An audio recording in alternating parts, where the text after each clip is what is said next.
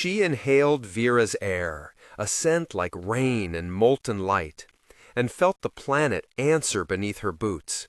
The ground gave a low, sympathetic hum, a living vibration threaded into the soles of her suit. And for a moment, Salana forgot the numbers and objectives pinned to her mission report. Turquoise hair, braided with a strip of purple, caught the blue moon's light and looked like a comet trailing her in the landing zone. Around her, the team moved with practiced caution.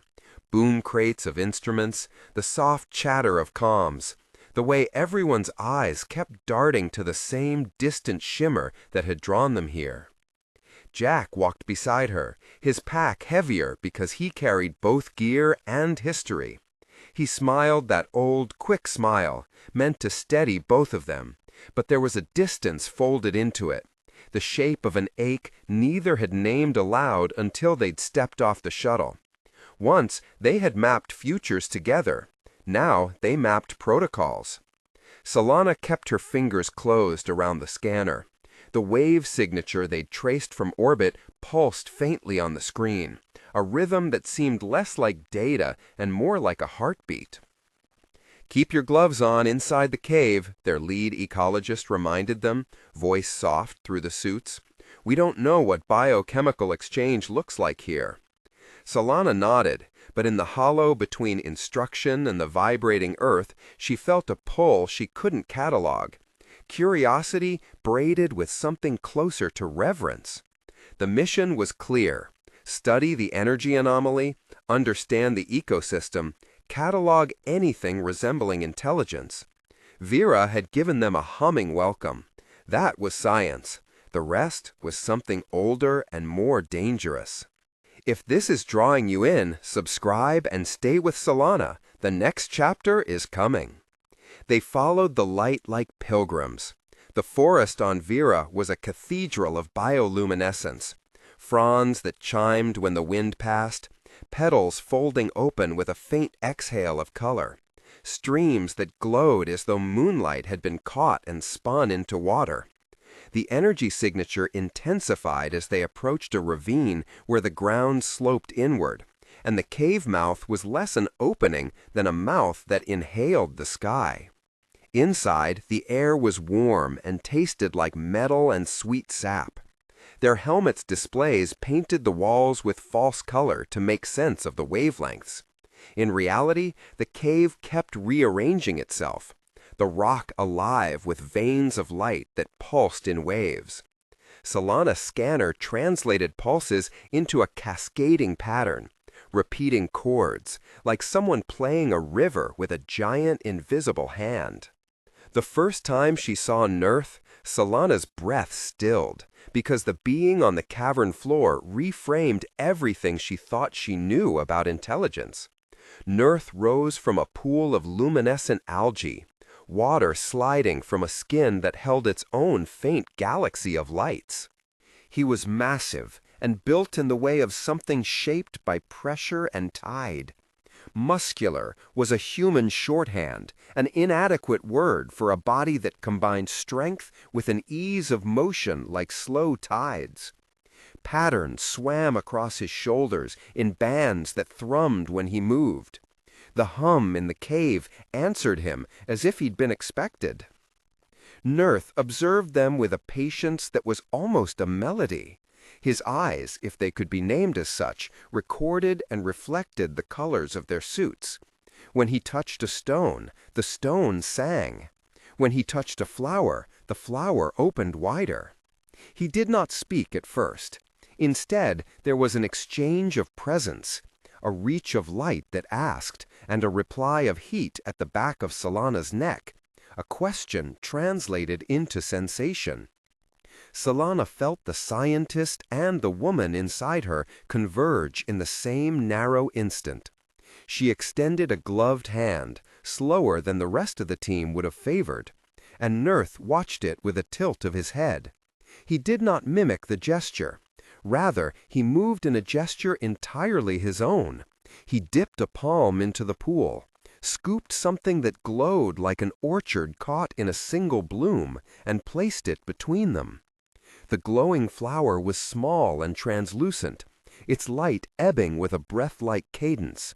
It pulsed against Salana's glove, a heartbeat that matched, impossibly, the rhythm on her scanner. She could have cataloged its pigments, taken it to the lab, run 1,000 assays. Instead, she took it and felt a warmth that was not mechanical data, but an offer.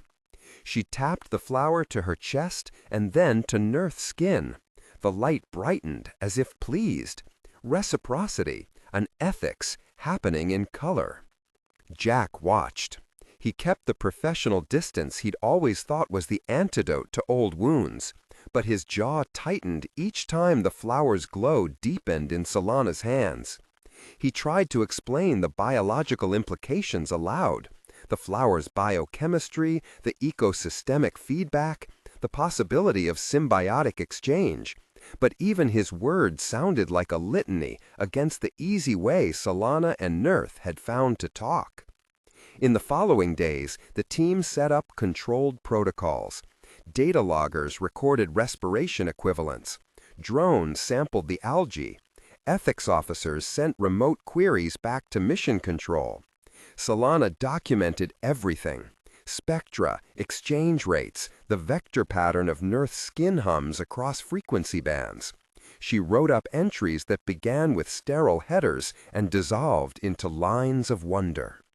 Learning Nurth's language, because it was language they all agreed, looked nothing like human syntax at first. It was patterns of light and pressure, a modulation that moved through touch and the hum of the cave stones. Salana developed a way to respond, a sequence of soft taps on her suit, patterned like a small drum, and Nurth's light would answer. There was no coercion. There was an answering. It was simple and slow and overwhelmingly intimate, the kind of intimacy that rewrites a person's sense of what is possible. Jack saw the exchange from the cave rim. He watched two entities bridge difference the way explorers had hoped to bridge stars and soils, and inside him something tightened. He had always loved Salana's bright insistence on wonder. He had once lived inside her orbit. Now she orbited something else, and he found his adoration curdling into a narrower catechism of jealousy. He told himself he was protecting the mission. He told himself he feared the unknown and could therefore be trusted to judge it. But every time his eyes met Salana's across the glow, there was something like a wound opening. The intimate crescendo came not with noise, but with a whisper, and the deliberate wavelength of permission. They had been situated on a ledge that framed the cave pool, a private amphitheater lit by the flower light Nurth had taught her to coax. Salana and Nurth had traded lessons that day, folding biology into language, memory into light. At one point, Nurth paused, his pattern stilled, and she felt a pressure at the base of her skull that was not physical, but very nearly tactile, like fingers on the strings of a harp. She said it then, a confession that was as much an experiment as it was desire. Her lips were near his luminous skin. Her voice cut the charged air in a way the comms did not pick up. "I want you deeper, all the way," she whispered. The cave took the words and made them a thing to be answered. Nurth's skin expanded into a net of light, and his breath, if that's what his exhalation could be called, was a warm current against the side of her helmet. He shifted close enough for her to feel the warmth move through the membrane, and before anything more happened, he made contact in the language they had built. 3 slow pulses of light, the universal Nurth called they had come to understand as assent. He placed a hand, careful and reverent, on the small of her back where her suit allowed, and she felt, with a vivid, terrifying joy, his consent mirrored in the quake of her own chest. They continued in that tide, touch that taught and taught again, pressure that was careful as hands that had never known hurry. Salana's whisper was neither a command nor a plea. It was an invitation couched in vulnerability. And Nurth's response was the kind of yes that arrives when two species negotiate the terms of closeness.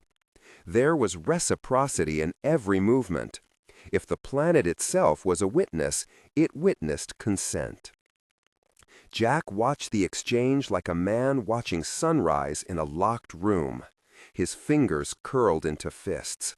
He replayed every conversation where he had softened her edges, every small domestic map he had once shared with her. He constructed reasons: ecological contamination, chain of command breaches, the need to shield their peers from symbiotic entanglement. But under his arguments, there was a rawer ledger: the inventory of loss. After that night, the team's data showed a spike in energy coupling that the models could not explain. The ethics officer argued for a moratorium on physical contact until they had a better understanding. Salana argued back, offering protocols for controlled exchange and a framework to study reciprocity without rupture. She kept returning to Nurth because the scientist in her recognized a unique opportunity, and because the woman in her wanted to continue a conversation that had begun with a single glowing flower. Nurth taught her a word in the light pattern for balance, then another for tether, then a cluster of notes that translated to a sentiment Salana could only describe as home in another's field. In response, she gave him recordings of rain and a human lullaby low enough that the cave could register its timbre. They developed a vocabulary of touch that left both of them altered. It was dangerous, and it was beautiful.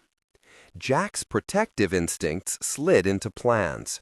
He started spending long evenings alone at the edge of the forest, going through the flight manifest and the encryption keys and the safety protocols until they looked like weapons in his hands. The edges of his logic sharpened. If Salana's connection threatened the mission, then the mission had to be protected at all costs. If the mission could be safeguarded by removing the variable, by limiting Salana's access to Nurth, by securing the site so interaction required official approval, then his actions would be justified. He drafted memos that read like precaution, and then, when no one watched, he altered a line here or added a clause there so that any future contact would require an additional override. He told himself he was buying time, that the right choice would be clear once they had more data. Yet, in the quiet between typing and sending, his thoughts returned to the way the flower had brightened against Salana's chest, to the hum in the cave that now followed her like a shadow. Possession crept in, disguised as stewardship. Salana felt the shift before it was named. People who loved data could forget how couched that very data was inside human emotion. She noticed the meetings that lasted longer, the questions that seemed aimed not at safety, but at separation. She noticed Jack's gazes growing less like requests and more like claims. She tried to keep the work honest. She documented the exchanges and insisted on transparent methods. She refused to hide the lines they were drawing with Nurth. To seal a living conversation and then anonymize it seemed to her an ugliness. One evening, as the blue moon rode high and the cave glowed like an answering constellation, she and Nurth sat where the water ran like glass. He collected a fan-like leaf and played it across the water, producing notes that slid into the air like color. She traced the sand symbols behind him, and he responded by arranging the glowing granules into a spiral that matched the rhythm of her pulse.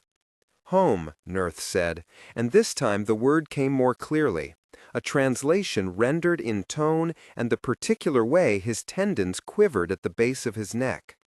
"Then stay," Salana answered without artifice. It was a human plea made scientific only in the terms she had for safety and likelihood.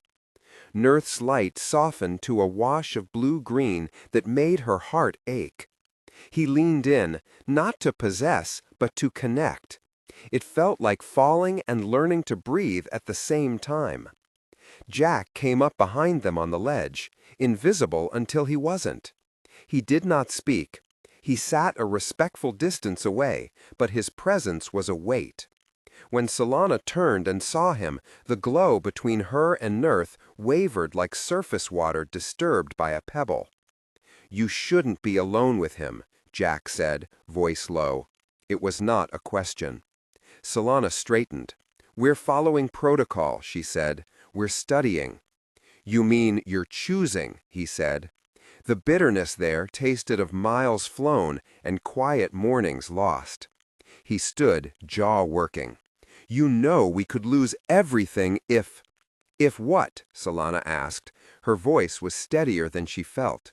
"If what? If I choose to learn from something that's not human?" Jack's hands clenched.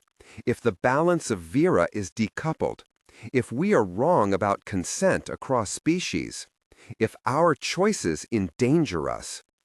"Or if you're afraid of not being needed," she said, and the words landed between them with a precision that made Jack flinch. He left then, not with words of reconciliation, but with the kind of silence that plans in its shadow. Salana watched his silhouette recede into the bioluminescent forest and felt the planet's hum shift with every step he took. That night, she lay awake in the mission module and read over the logs they had collected. The glow of the cave lived in the margins of her data pads. In the dark, the memory of Nurth's hand at the small of her back was both a comfort and an ethical puzzle. She believed in consent. She had seen it mirrored in light and sound. And she believed in the mission. Those two loyalties did not always align. On the cliff of morning, Jack met with the mission's engineer under a false pretext. The engineer believed in protocol. He believed also in Jack's steady hand. Jack's words were careful, suggestions about redundancies, about access codes, about limiting the ability to record full-spectrum data without multi-party authorization. He framed every clause as safety. The engineer nodded, trusting the chain of command, and signed off on minor software adjustments that would, in the right circumstances, restrict the same comms channels Salana needed for her studies. Jack walked away after they signed and felt a burden lift. He told himself he had only secured what might protect all of them, but the relief carried a hollow in it that matched the hollow Salana felt when he had left the cave the night before. He justified the furtive code changes the way men justify small acts that spiral, a lie meant to protect, a secret meant to avert catastrophe. Meanwhile, Nurth continued to teach in the only ways he knew how. He arranged the glowing granules into a pattern that Salana recognized as a question about belonging. She answered with her own small gesture. She traced a spiral into the sand and left a recording of rain pressed into the circle. He accepted it and pressed his hand so that the two patterns overlapped. The granules hummed louder, and for a moment the cave sounded like an orchestra tuned to a single fragile chord. Salana thought of Jack sometimes as if he were a variable that could be modeled, recalcitrant, predictable. She wondered if love always meant clinging or could instead be an act of release. She had asked for deeper connection, and it had been granted in a way that expanded her world. The cave had given her something she had not expected. Not possession of Nurth, not ownership of the phenomenon, but an invitation to be differently human. Jack's plan, if it could be called that without moralizing it into something heroic, took shape in the quiet. He did not intend to hurt Salana. He intended to make choices for both of them, because in his mind the mission was a machine that could not be altered by a single personal whim. He rationalized the code edit as a way to delay any escalation until the team had written it into regulation. He told himself that he would never take more than that. But men who alter permissions always find more ways to justify the next step. On the last afternoon the script allowed them before the mission's orbit window closed, Salana returned to the pool with a new handful of Earthseed pods, a joke-cum gift for Nurth. something he had not yet experienced, and she wanted to see how he would translate it. Nurth received it like a question. His skin shimmered with patterns that read curious and delighted. He lifted one seed to his lips and then touched it to Salana's palm. The seed pulsed like a small world, and the hum in the cave surged. The gesture, simple, reciprocal, felt like marriage in a language neither of them knew.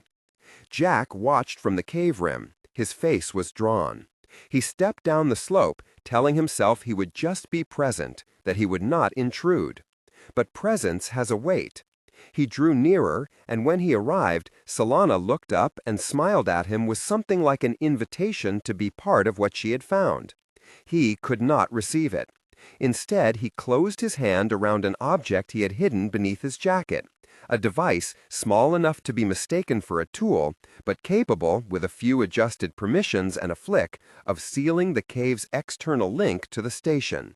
It was a thing he told himself he would never use, a deterrent held in a pocket.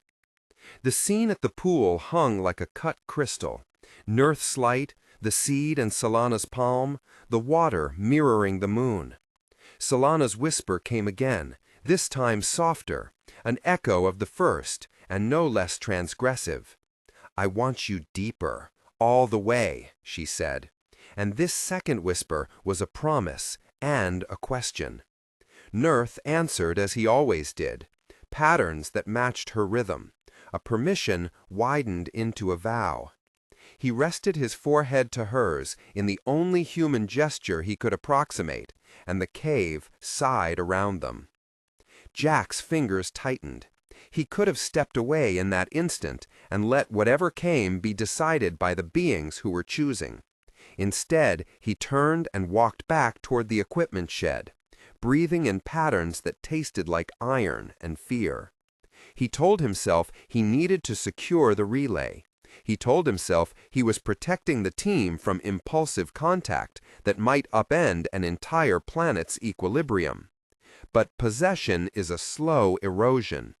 Outside, unseen, Jack prepared the small thing he had brought. He did not plan violence. He planned a delay. He planned to make the next choice for them both under the cold justification of safety. He rationalized that once the relay was closed, the team would have to convene. There would be hearings, studies, decisions made under supervision. He told himself it was a necessary pause, a buffer against something no one could yet understand. Salana and Nurth did not know what was happening beyond the glow. They only knew the cascade of light between them, the way their shared language had become a third being that braided them together. They did not know that possession had been coded into a tiny device waiting to sever a line. The last thing the cave registered before things shifted was laughter, Salana's, clear and bright like the first rainfall of spring on Earth, and Nurth's, a low, ripple-like vibration that made the stones vibrate. The blue moon watched down, a cool witness to a moment that would change the orbit of all their lives. At the rim of the forest, Jack paused and fixed his face into the kind of resolve he had always misread as nobility. He walked to the relay and keyed in the adjustments. The screen flashed green, then amber, then a slow, steady blue that meant the system had received the changes and stored them under a new protocol layer, authorized only by single sign override. It would give him control in moments when he felt that control most necessary. He felt justified and hollow. Back in the cave, Salana traced the spiral symbol Nurth had taught her. She pressed her hand against the glowing granules and left an imprint that matched her breath. She felt, in that stamped loop, an echo of belonging. Outside, unseen and unknowing, a man who loved her decided to guard that belonging by clipping its wings. The blue moon slid, indifferent, across the sky. The cave hummed its old song. And somewhere in the modules above Vera, a relay now waited with a permission that could be flipped, a hinge that would transform stewardship into something else. If you want to find out what Jack does next and how the team will answer when the relay is tripped, subscribe now and turn on notifications. The next chapter comes soon.